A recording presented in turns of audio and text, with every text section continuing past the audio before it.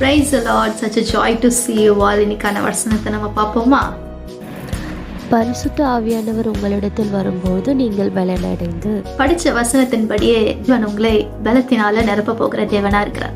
இன்றைக்கு நீங்க சொல்லலாம், என்னோட வாழ்க்கையில அநேக காரியத்தை குறித்து நான் யோசிச்சுட்டு இருக்கேன். மேபி நீங்க சொல்லலாம், எனக்கு யார்கிட்டையும் பேச தெரியாது, நிறைய விஷயங்களை குறித்து கவலையா இருக்கு, எனக்கு மற்றவங்களை பார்த்தாலே பயமா இருக்கு, மற்றவங்க கிட்ட எனக்கு போய் பேச பயமா இருக்கு, நான் அவங்க கிட்ட ரியாக்ட் பண்ணுவேன், நான் ஏதாவது சொல்லிட்டா அவங்க என்ன ஏதாவது சொல்லிடுவாங்களா, எனக்கு நிறைய காரியங்களை குறித்து பயங்கள் உண்டு இருக்கு அப்படி நீங்க சொல்லலாம். ஆனா படிச்ச வசனத்தின்படியே ஆவியானவர் உங்களை நிரப்ப போகிறார். நம்மளோட ஆவியானவர் நம்மளை நிரப்பும் போது என்ன நடக்கும் தெரியுமா? முதலாவது நம்மளோட பயம் நம்மளை விட்டு போகும், நம்மளோட எல்லா வீக்னஸும் நம்மளை விட்டு மாறிடும், நம்மளோட லைஃப்ல ஒரு பெரிய டிரான்ஸ்ஃபர்மேஷன் நடக்கும். நம்மளோட ஆவியானவர் ரொம்ப பயங்கரமான ஒரு ஆவியானவரா இருக்கிறார். ஸோ உங்களோட வாழ்க்கையில எல்லாவற்றையும் மாற்றக்கூட வல்லவரா இருக்கிறார். நம்ம வேதத்துல பார்க்கலாம், பேதுரு ஒரு மீனவரா இருக்கிறார். அப்போ மீனவரா இருந்த அந்த பேதுரு நிறைய காரியங்கள்லாம் அவசரப்பட்டு சில காரியத்தை செய்வார். ஆனா அவர் தேவனை மறுதளிச்சார். அவர் தேவனை யாருன்னே தெரியாது எனக்கு அப்படின்னு சொல்லி சொன்னார். பேதுரு சில காரியத்தில் பயந்தப்போ கூட ஆண்டவர் பெந்தேகோஸ்தே நாள் அன்னைக்கு ஆவியானவர் அவர் மேலே ஊற்றப்பட்ட போது அடுத்த வாட்டிலிருந்து அவர் பண்ணுகிற ஊழியத்தை பயங்கரமாக ஆண்டவர் வாய்க்க செய்தார். அவர் ஜெபிக்கும் பொழுது அவ்வளோ ஒரு ஹீலிங், அவ்வளோ ஒரு டெலிவரன்ஸ், எல்லாமே ஒரு பெரிய அற்புதம் நடந்தது. அவரோட நிழல் பட்டு கூட நிறைய பேருக்கு சுகம் பெற்றார்கள்.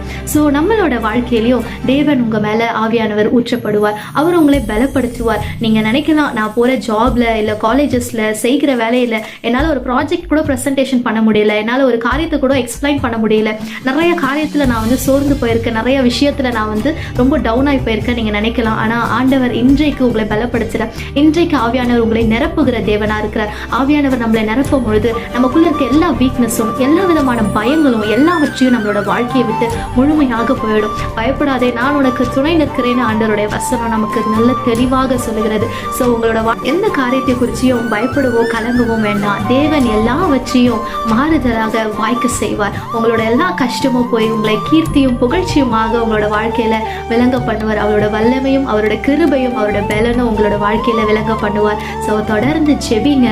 ஆவியானவர் உங்க மேல அளவில்லாம ஊற்றப்பட தேவன் உங்களுக்கு கிருபை செய்வார். எல்லாமே உங்களோட வாழ்க்கையில ஒரு புதிய மாற்றத்தோட உங்களோட வாழ்க்கையில நீங்க உணர்வீங்க.